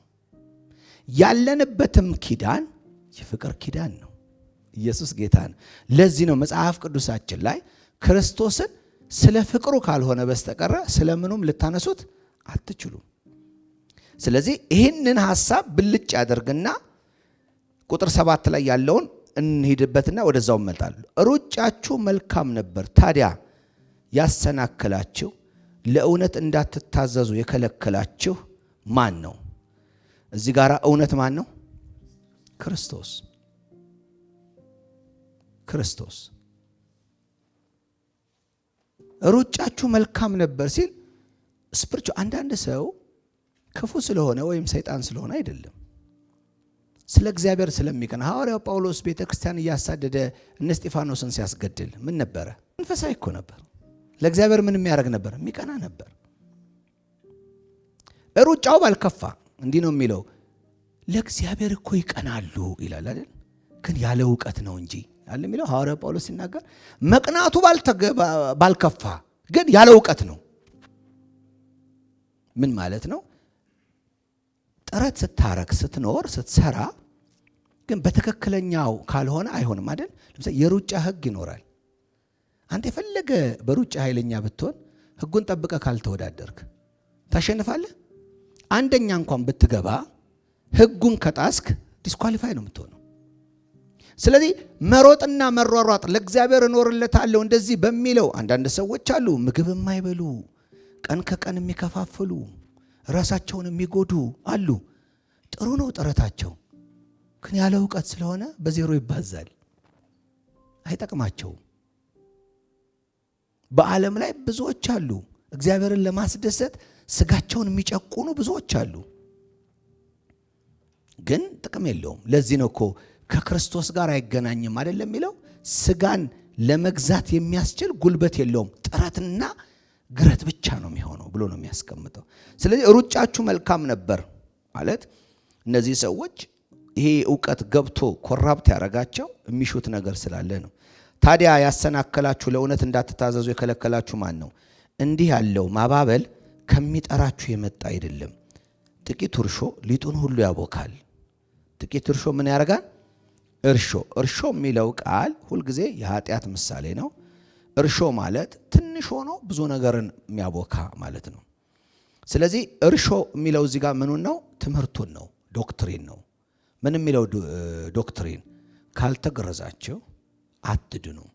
ክርስቶስ ላይ መገረዝ መጨመሩ ምን ብለዋል? ሐሰተኛ ትምህርት ስለሆነ ይሄን ትምህርት ሐዋርያ ጳውሎስ እርሾ ይለዋል አይደል? እርሾ አስወግዱ ይላል አይደል? የእግዚአብሔር ቃል ሲናገር እርሾ አስወግዱ ይላል። ይሄ እንትኖቹ እስራኤሎቹ በችኮላ የወጡ ቀን ያልቦካ ነው ይዘው የወጡት አይደል? ሲወጡ ለምን? ቶሎ መውጣት ስለነበረባቸው መቅሰፍቱ ስለመጣ። ከዛ በዛ ምሳሌ መሰረት አሁን አዲስ ሊጥ ለመሆን ራሳችሁን አስለምዱ። አሮጌው ከሆነ ነገር እርሾ አታምጡ ማለት ከትናንትና ህይወት ወደዚህ አትጎትት። ከህግ ህይወት ጎትተ የጸጋውን ህይወት ኮራፕት አታርግ። የጸጋው ህይወት ከዛ ጋር የሚገናኝ። እርሾ እንዴት ነው የምታረጉት? እናቶች እዚህ ያለን አይደለ? እርሾ ከትናንት የተወሰደ ነው አይደል? ከየት የተወሰደ ነው? እርሾ ከትናንት የተወሰደ ነው። ትናንት የሌለው ሰው እርሾ የለውም። ልክ ነው። ጸጋው ከህግ አልተጎተተም። ክርስቶስ ከሙሴ አልተጎተተም። ቅራሬ የለውም። ትንሽ ብለህ እንደ እርሾ ቀላቅለህ አምጥተህ የምታቦካበት የለ። ሰው ይሄንማ እየሰማ ብለህ ከህግ የሆነ ነገር አምጥተህ ይሄንን አዲሱን ኪዳን አታቦካውም። አዲሱ ኪዳን ላይ የምትጨምራት ትንሽም ብትሆን እንደ እርሾ የምታገለግል የምትቦካና የጸጋውን ወንጌል የምትረብሽ ስለሆነች አትፈልግም። ስለዚህ ጥቂት እርሾ ሊጡን እንደሚያቦካ አታውቁም? አንዳንድ ጊዜ ጥቂት የምንታገሰው ነገር ነው እኮ ችግር የሚያመጣው። አሁን እነዚህ ሰዎች ትዝ ይላችኋል አይደል? ሐዋርያት እኮ ጥቂት እርሾ ትተዋል። ሐዋርያት ሥራ ምዕራፍ 15 ላይ ከታነቀ ምግብ አላሉ አይደል?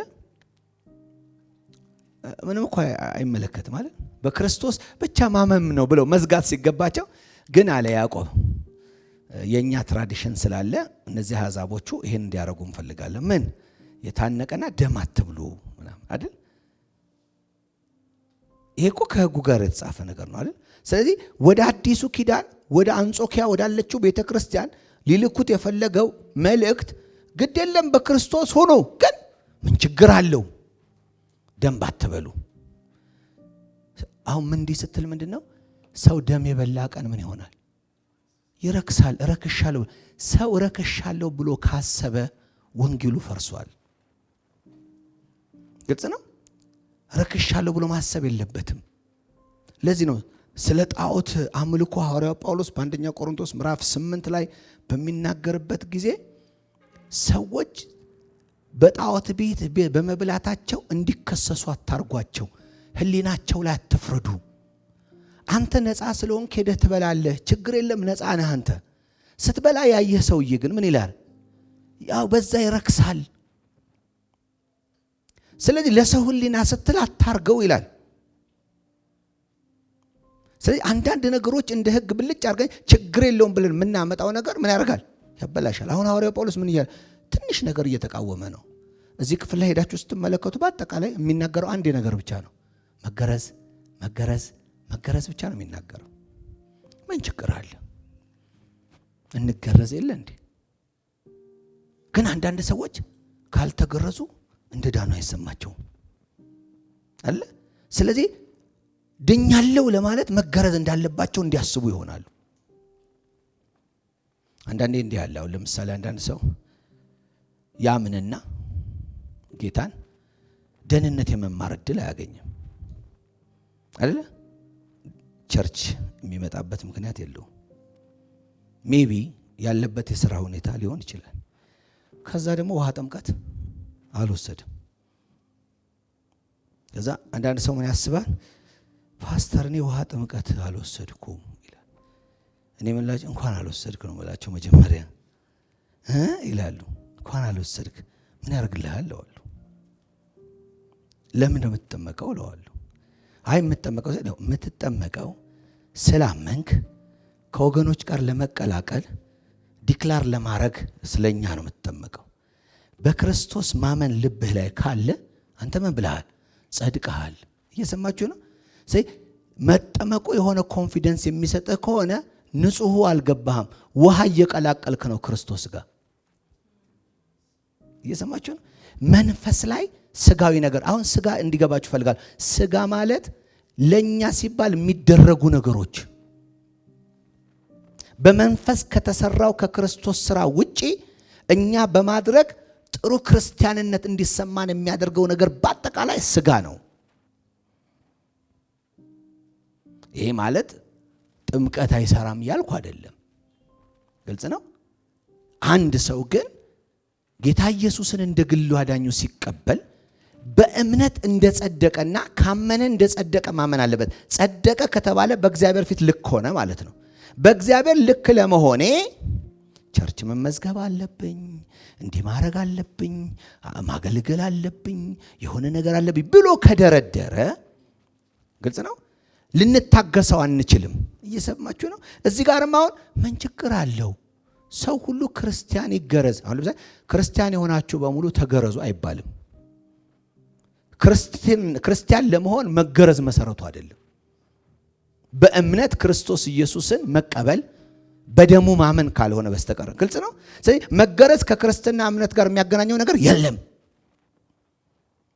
ግን የተለመደ ልማድ ስለሆነ ብለን ምን ችግር አለ ብለን ከጨመርነው ምን ይሆናል? እርሾ። አሁን ስለ እርሾ ላወራ ነው።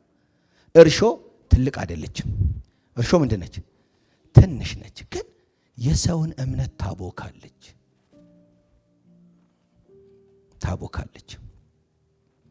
ለዚህ ነው አንዳንድ ጊዜ ብዙ በቤተ ክርስቲያን ውስጥ እንቅስቃሴ ሲኖረን ጥሩ የእግዚአብሔር ልጅነት ይሰማናል አይደል?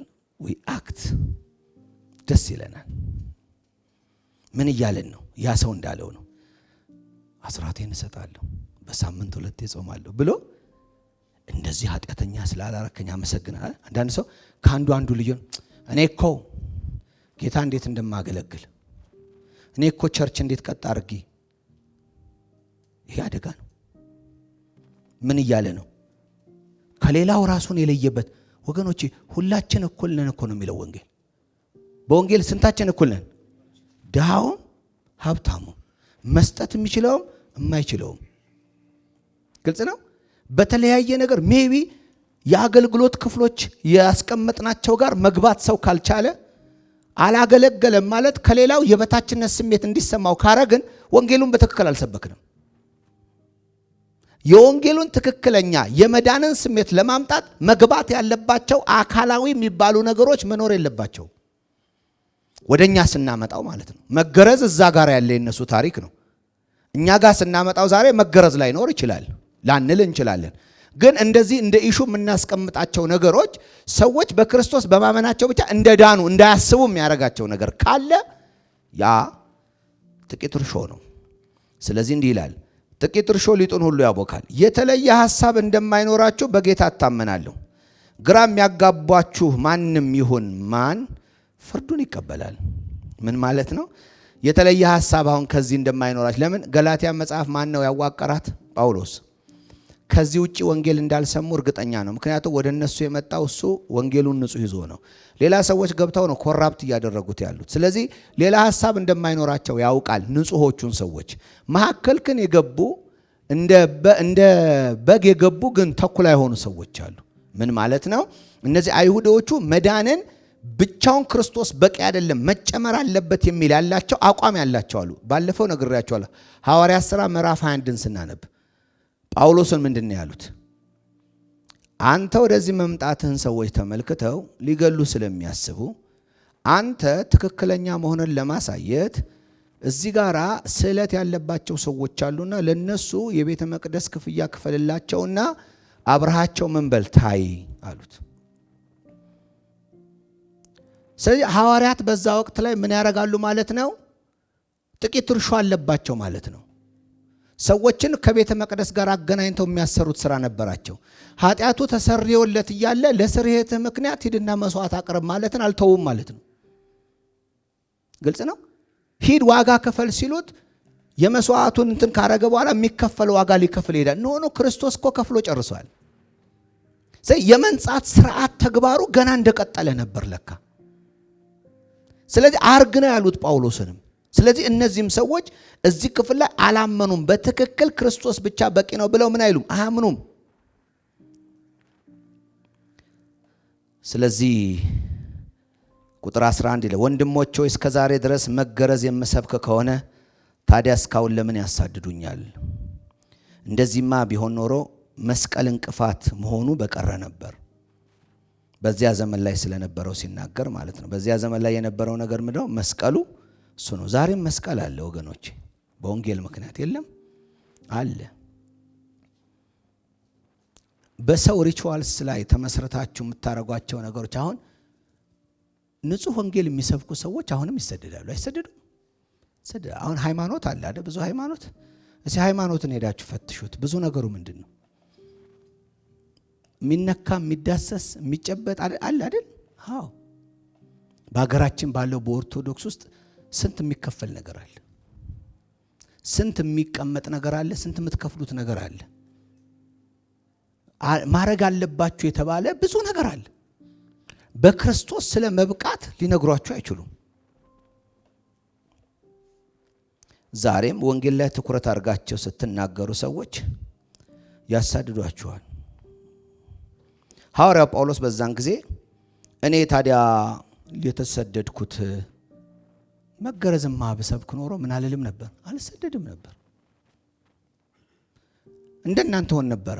ስለዚህ የሚገርማችሁ ነገር ሐዋርያው ጳውሎስ ግን የተሰደደው ስደቱን ያደረሱበት እነማን ናቸው? አይሁዶች አይደሉም፣ ክርስቲያኖች። ቤተ ክርስቲያን ኮንቻ ያሳደደችው አይደል?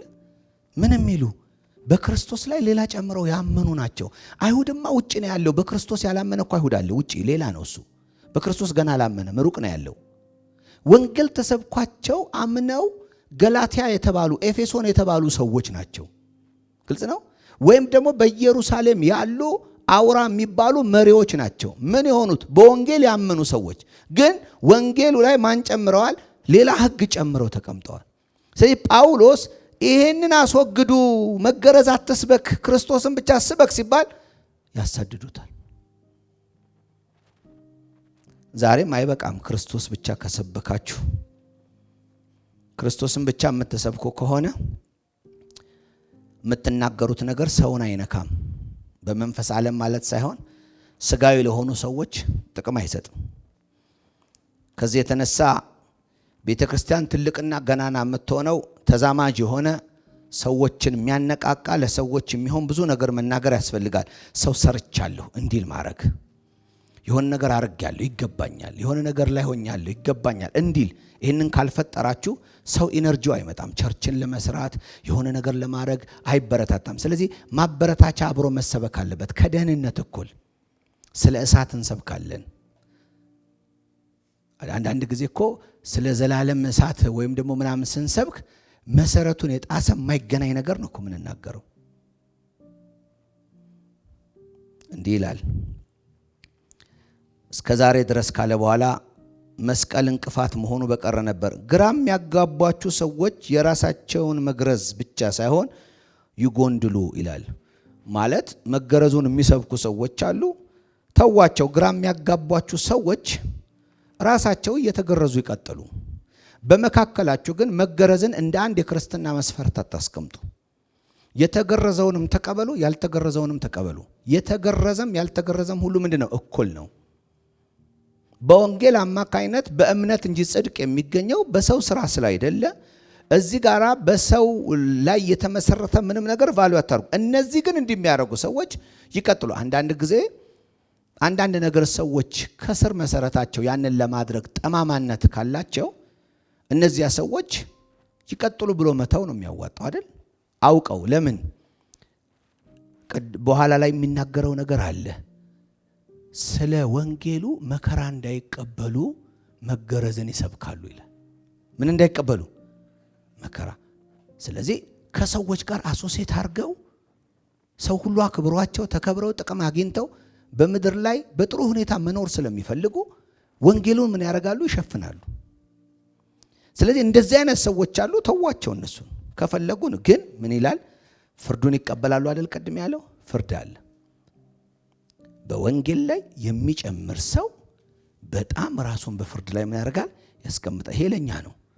ስትሰብኩ ምን እንደምትሰብኩ ማየት። ሰው ድኛለሁ ካላችሁ ይበቃል ወይ? አንድ ሰው የወንጌል ትሬኒንግ ሲያስተምር ያለውን ነገር ከዚህ በፊትም ተናግሬው አቅ ይሆናል። አንድ መነኩሴ ሰው ባስ ውስጥ ተቀምጠው ሱቅ ቆሞ ወንጌል ይሰብካል። ወንጌል እየሰበከ ነበረ። ከዛ በኋላ የሰበከ ያለ ወደ እሳቸው ዞር አለና አባ ጌታን ተቀብለዋል አለ። አዎ። በክርስቶስ ኢየሱስ አምናለሁ። አዎ። በደሙ ያምናል እያለ ይነግራል። አዎ። አልበቃውም። ለዚህ ሰውዬ ምንድነው እንቅፋቱ? ቆም ማረጉ። ቆብ እስካላወለቁ ድረስ መዳናቸውን መቀበል አይችልም። ከዛ ቀጥሎ ያላቸው ነገር የት ቸርች ነው አላቸው። የእሳቸውን መዳን ለመቀበል ምንድነው? ሙሉ ወንጌል መግባት አለባቸው። ሙሉ ወንጌል ያልገባ ስንት የዳነ ሰው አለ? የሰማችሁ ነው። እኛ ዘንድ ያልመጣ ስንት የዳነ ሁሉ እዚህ ይመጣሉ ወይ? ግልጽ ነው። ማን ነው መስፈርት ያደረገው? የሰማችሁ ነው። ይሄ ማለት ሰዎች ሲድኑ ህብረት ነው። ግን አንዳንዴ እኛ ክላሲፋይ ባረግነው ቦታ ላይ እኮ የማይገኙ አይደለ? ግን መዳንን ያገኙ ሰዎች አሉ። ለምሳሌ ልንገራቸው። ኒቆዲሞስ እና ዮሴፍ ምን ነበሩ ይለናል? የስውር ደቀ መዝሙር ነበሩ አይሉን? ያወቅናቸው መቼ ነው? ኢየሱስ ሲሞት እኮ ነው ያወቅናቸው አይደል? የስውር ደቀ መዝሙር የነበረው ዮሴፍ ሀብታሞች በሚቀበሩበት፣ ምክንያቱም ብር ያለው ሰው ስለነበረ የተወቀረ የራሱ መቃብር ነበረው። ኢየሱስ እዛ እንዲቀበር አረገ። ያንን ዋጋ መጣ። ኒቆዲሞስ ደግሞ ምን አደረገ? 100 ሰቅል የሚመዝን ከርቤ ሽቶ የተቀመመ መከፈኛ ይዞ መጣ ይላል። እነዚህ ሰዎች ሲመጡ ማንም ሰው ከደቀ መዛሙርት ጋር ስላልነበሩ፣ እንዲያውም የሸንጎ አባል ስለነበሩ እዛ ማንም ሰው እነሱን እንደ የጌታ ተከታይ ነው ብሎ ላይቀበላቸው ይችላል። ግን በስውር የማን ተከታይ ነበሩ? የኢየሱስ ተከታይ ነበሩ። እዚያ እነ ደቀ መዛሙርቱ ክለብ ውስጥ ስላልነበሩ አልዳኑ ማለት አይቻልም። ወይም ደግሞ ክርስቶስን አይከተሉም ማለት አይቻልም። አልዳኑም ባንል ክርስቶስን አይከተሉም ነበር ማለት አንችልም። ስለዚህ ክርስቶስን ለመከተል ለመዳን ምልክቱ ዋናነቱ ምንድን ነው ብለን ስንል ሌላ የምናነሳቸው ነገሮች ሊኖሩ አይችሉም። እግዚአብሔር የተባረከ ይሁን። ከኔ ጋር ናቸው። ልቀጥል። ወንድሞቼ ሆይ ነፃ እንድትሆኑ ተጠርታችኋል ይላል። ምን እንድትሆኑ? ነፃነታችሁ ግን ስጋዊ ምኞታችሁን መፈጸሚያ አታድርጉት፣ ይልቁንም አንዱ ሌላውን በፍቅር ያገልግል። አሁን እዚህ ጋር ስንጀምር ያልነው በነፃነት መኖር የሚለውን ነገር አንደኛ በየትኛውም ሁኔታ በተሰጠን ነፃነት ውስጥ ጸንተን መቆም አለብን። የቀድሞ የሚናገረው እሱን ነው። ነፃ ወጥተናል ያለን ወንጌሉ ነው። በመገረዝ ባለመገረዝ በሌላ ስርዓት ስለ ነፃነታችን ማረጋገጫ ሌላ ነገር መፈለግ የለብንም ነው። ግን ደግሞ እዚህ ጋር ሲመጣ ምን ይላል? ቅድም ያነሳነውን ነው ጎትቶ የሚያመቅጣው። ምን ይላል? መገረዝ አለመገረዝ አይጠቅምም። ቁጥር 6 የሚጠቅመው በፍቅር የሚገለጽ እምነት ነው። በምን የሚገለጥ? ስለዚህ ይሄ እምነት በምን የሚገለጥ ነው? በፍቅር የሚገለጥ ነው። በህግ አይገለጥም፣ በፍቅር ይገለጣል። ይኸው ተመልከቱ። አሁን የኛ እምነት ለምሳሌ ሙሴ በህግ ይገለጣል፣ ክርስቶስ ግን በፍቅር ይገለጣል። ሙሴ በህግ ይገለጣል፣ ክርስቶስ በፍቅር ይገለጣል።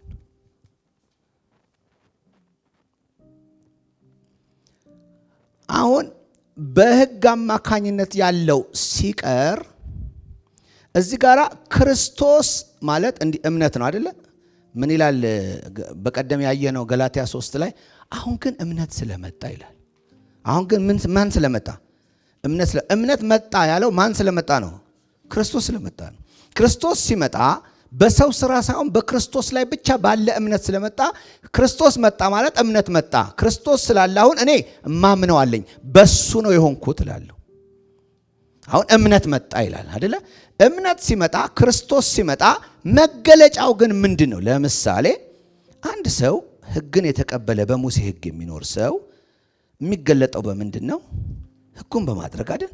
ሰንበትን ያከብራል፣ ይገረዛል፣ እንዲህ እያለ ምን ያደርገዋል? ይገልጠዋል። ከገለጠው ነገር የተነሳ ሰዎች በዛ ሕግ እንደሚኖር ያውቃሉ። ኦኬ፣ እኛስ እምነት አይገለጥም? ግልጽ ነው። እምነት አይገለጥም ወይ? ይገለጣል። ክርስቶስ አይገለጥም? ይገለጣል እንጂ ድኛለሁ ብቻ ሳይሆን ድነት ይገለጣል። ጸድቅ ያለው ብቻ ሳይሆን ጽድቅ ይገለጣል። ሆኛለሁ ብቻ ሳይሆን የማሳየው አለ። ግልጽ ነው። ስለዚህ ሐዋርያው ጳውሎስ ወደ ምን እየወሰደን ነው? ወደምንተችበት ሐሳብ እየወሰደን ነው። ሰዎቹ ለምንድን ነው ሕግ ላይ እንዲህ መሆን አለበት የሚሉት? የምናቀርባቸው ሕጎች በአጠቃላይ ሰውን የመያዝ አቅም አላቸው። ስለዚህ አንድን ሰው በዚህ እውነት እንዲኖር የሚያረገው ነገር መገለጥ አለበት ብለው ነው የሚሉት። እኛ ታዲያ ቅድም እንዳልኩት ነፃ ነን ስልን ነፃ የሆነው ከሕጉ ነው እንጂ ነፃ የሆነው ከክርስቶስ አይደለም። የሰማኝ ሰው አለ? እስቲ እኔ ከክርስቶስ ነፃ አይደለሁም በሉ አንዴ። አሁን ትልቁ እንትን የሚመጣው ማንም የለብኝም አይነት ሳይሆን በህይወቴ ውስጥ ጌታ አለ። ለምሳሌ ምንድነው የምንለው? ወደ ክርስትና ስንቀላቀል ሮሜ 10 ላይ ምንድነው የሚለን? ኢየሱስ ክርስቶስ ከሞት እንደተነሳ በልብህ ብታምን ጌታ እንደሆነ በአፍ ምን ብትል ጌታ አለኝ ካልክ ምን እያልክ ነው? ራስህን እምገዛለት ባሪያ ነኝ እያልክ ነው። ስንገባ ወደዚህ እምነት ነፃ ነኝ ማንም የለም ሳይሆን በላይ ላይ ማን አለ ነው? ጌታ አለ ነው። አድሚኒስትር የሚያደርግ የሚያወጣ የሚያገባ። አሁን እሱን ሲያመጣ አሁን እዚህ ጋር ምንድን ነው ያለን? መገረዝ አለመገረዝ አይጠቅምም ሲል በሕግ አማካኝነት ጥቅም ማምጣት አትችልም፣ ወይም ደግሞ የምትገልጠው ህይወት የለም። ይሄ ህይወት የሚገለጠው የሚጠቅመው በምን ነው? በፍቅር ነው ይልና ይሄ እምነት መገለጥ ያገኛል። በምን? በፍቅር። ለዚህ ነው ያዕቆብ ምን ይላል? አንተ ሞኝ እስቲ እምነትህን አሳየኝ ይላል። ትዝ አላችሁ ያዕቆብ? እኔ እምነቴን በምን አሳይሃለሁ ይላል? በስራ አሳይሃለሁ ይላል። እስቲ ያዕቆብ ላይ እንምጣና ይችን ሐሳብ እንያዛት። ትንሽ ደቂቃ ስላለኝ ላስይዛችሁና ከዛ እንዲህ ይላል።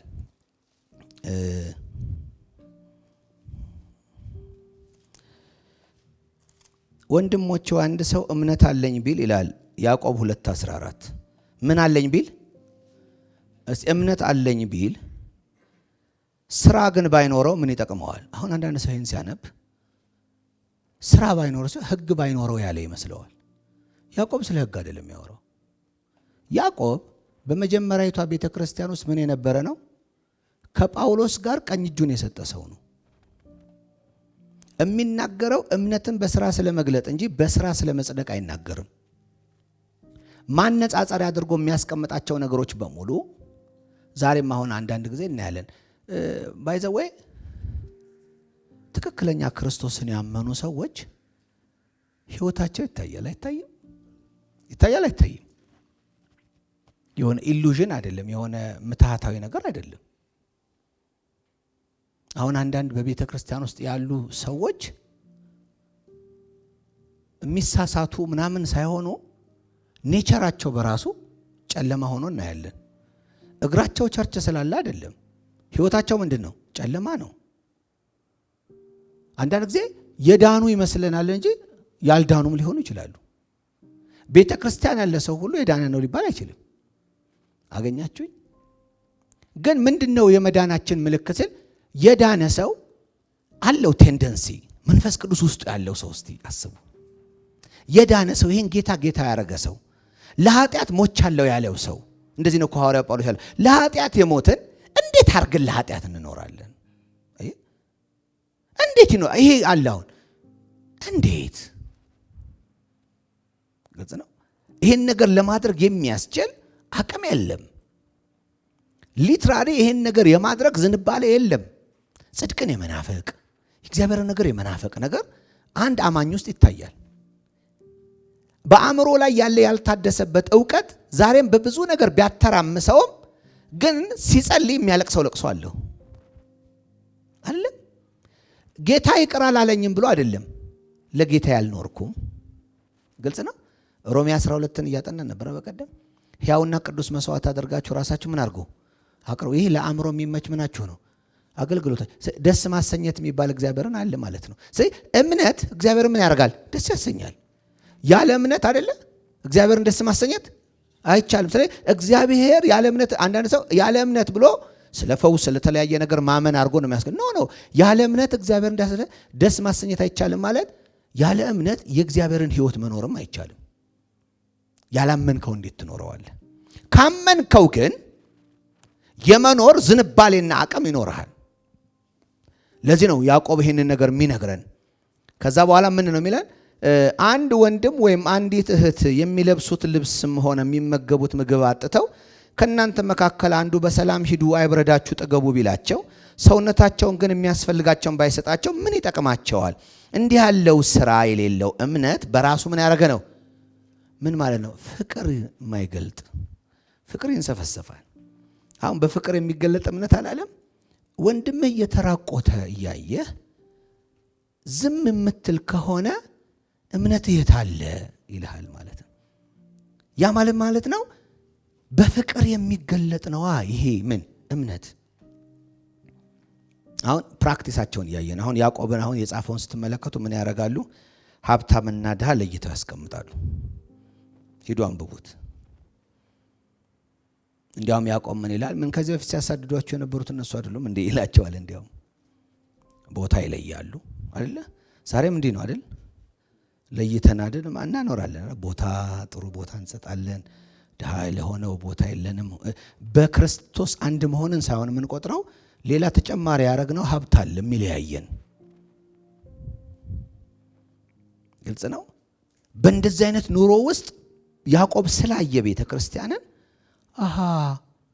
እምነት አለኝ እያላችሁ ነው ይልና ስራችሁ የታለ የሚላቸው ምን እያለ ነው? እምነታችሁ የታለ?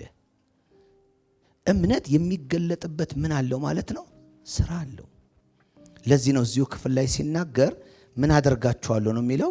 ለይቼ ያሳይሃለሁ እንደዚህ ይላል። ነገር ግን አንድ ሰው አንተ እምነት አለህ እኔ ስራ አለኝ ይላል። እምነትን ከስራ ለይተህ አሳየኝ፣ እኔም እምነቴን በስራ አሳይሃለሁ። እስቲ አንተ ስራ አለኝ በስራ ምናምን ትላለህ አይደል? እስቲ አሳየኝ። ከእምነት ለይተህ ስራ ልታሳያቸው። እኔ ግን አለ ምንን አሳይሃለሁ? እምነቴን በስራ አሳይሃለሁ። በስራ ጸድቃለሁ ሳይሆን ስላመንኩ ሰራለሁ ነው። ለዚህ ነው ትዝ ይላችኋል ኤፌሶን 2:10 ምንድን ነው የሚለው? መልካሙን ስራ ለመስራት በክርስቶስ የተፈጠረን የእግዚአብሔር እጅ ስራዎች ነን አለ የሚለው። በማን የተፈጠረን? በእግዚአብሔር የተፈጠረን በክርስቶስ የተፈጠረን የእግዚአብሔር ምን እጅ ስራዎች። ምን ለማድረግ? መልካሙን ለመስራት። በመልካም ስራ ባይጸደቅም ጽድቅ ግን መልካም ስራ አለው። እንደዚህ ይላል፣ ወንድሞች ሆይ ነፃ እንድትሆኑ ተጠርታችኋል። ጥሩ ነው። ነፃነታችሁ ግን ስጋዊ ምኞት መፈጸሚያ አታርጉት። አንዳንዳውን ጸጋውን ይጠቀምና ይሴስናል። አዎ ይቅር ተብያለሁ፣ ጌታ ምሮኛል፣ ጌታ ተቀብሎኛል። ኃጢአቴን እኮ ያለፈውን ያሁኑንም የሚመጣውንም በሙሉ ምን አድርጎታል? ወስዶታል። ኃጢአትን የወሰደልህ በኃጢአት እንድትኖር ነው እንዴ? አይደለም። ለዚህ ነው በጸጋ ይሴስናሉ ብሎ የሚናገረው ይሁዳ ላይ። ለዚህ ነው ክርስትናችን ላይ ያለው ትልቁ ትችት ሰዎች በተቀበሉት ነፃነት ነፃ ነኝ ብለው ሲናገሩ የክርስቶስ ባሪያ መሆናቸውን ይረሳሉ። ለእግዚአብሔር ፍሬ ለማፍራት ለክርስቶስ እንደተሰጡ። ለዚህ ነው ሐዋርያው ጳውሎስ እኔ አሁን ሕያው ሆኜ አልኖርም አለ። ክርስቶስ ግን ቤት ይኖራል፣ በእኔ ይኖራል። የምኖረው ኑሮ ግን በወደደኝና ስለኔ ራሱን አሳልፎ በሰጠኝ በክርስቶስ ላይ ባለ ምን እምነት ነው እኖራለሁ። የምኖረው ግን በሱ ምክንያት ነው። ከዛ እንዲህ ይላል፣ ይልቁንም ይልና አንዱ ሌላውን በፍቅር ያገልግል ይላል። አንዱ ሌላውን በምን ያገልግል? ስለዚህ አገልግሎት አልተከለከለም። የማገልገያ መንገድ ኢነርጂው ነው ከእምነት እንዲፈልቅ የተደረገው። ስለዚህ ማንም ሰው ነፃ ነኝ ብሎ በነፃነቱ ስጋዊ ምኞቱን እንዲፈጽም ሳይሆን፣ ግልጽ ነው፣ ነፃነቱ ፍቅርን እንዲገልጥ ነው። ዝም ብዬ ይችል ላንብባትና እዚህ ላይ አልጨርስ። ሕግ ሁሉ በአንድ ቃል ተጠቃሏል። ቁጥር 14 ይኸውም ባልንጀራህን እንደ ራስህ ውደድ የሚል ነው። ሕግ ሁሉ በምን ቃል ተጠቃሏል? በአንድ ቃል ተጠቃሏል። ባልንጀራህን እንደማርገህ ውደድ። ስለዚህ እምነት ሲመጣ እምነት ምንን አካፍሏል? ፍቅርን አካፍሏል። ስለዚህ ሙሴ በሕግ እንደተገለጠ ክርስቶስ በፍቅር ይገለጣል። በፍቅር ሲገለጥ እምነት በፍቅር ሲገለጥ እዚህ ጋር እንደሚናገረው ፍቅር ምን አድርጓል? ሁሉን ጠቅልሏል። የሕግ ሁሉ ምንድን ነው? ፍጻሜ ነው። ለዚህ ነው በክርስቶስ አማካይነት ሕግን ፍጻሜ ያገኘ ብሎ ሮሜ 14 ላይ ሲነግረን ምን ይለናል? ሕጉ በክርስቶስ ምን አድርጓል? ፍጻሜ አግኝቷል። ሕጉን ማን ፈጽሞታል? ፍቅር ፈጽሞታል። ስለዚህ ሕግ ሁሉ በአንድ ቃል ተጠቃሏል ካለ 80 ሕግ አይደለም ያለው ሕግ ስንት ነው? አንድ ነው። የመንፈስ ሕግ ይባላል። ስለዚህ እዚህ ጋር ሲናገር ይላል ባልንጀራህን እንደ ራስህ አድርገህ ውደድ የሚል ነው። ነገር ግን እርስ በርሳችሁ የምትነካከሱና የምትበላሉ ከሆነ እርስ በርሳችሁ እንዳትጠፋፉ ምን በሉ? ተጠንቀቁ ይልና በላይፋቸው ላይ ስላለው ከፍቅር ውጭ ስለሆነው ህይወት መተቸት ይጀምራል። እግዚአብሔር የተባረከ ይሁን። ስለዚህ በነፃነታችን መኩራት፣ በነፃነታችን መኖር፣ በነፃነታችን ምንነት መኩራት ብቻና መቆም ብቻ ሳይሆን በነፃነታችንም የመመላለስ በነፃነትም ደግሞ የመኖርንም ነገር ይጠቁመናል ማለት ነው። ክብር ለእግዚአብሔር ይሁን። ከቁጥር 16 ጀምሮ አዲሱ ትርጉም ያላችሁ በመንፈስ መመላለስ በሚል ርዕስ ያስቀምጠዋል።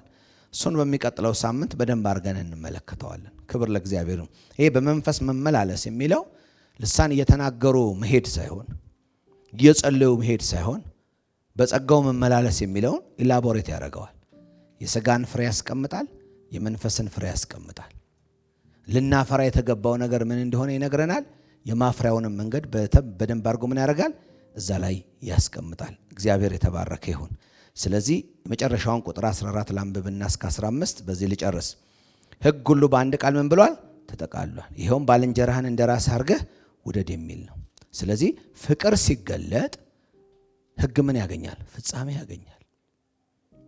ስለዚህ በሕግ አማካኝነት ሙላት ለማግኘት መሮጥ ይቀርና በተቀበልነው እምነት አማካኝነት እምነቱን በፍቅር በምንገልጥበት ጊዜ ለእግዚአብሔር ፍሬ ማፍራት እንችላለን። እግዚአብሔር የተባረከ ይሁን።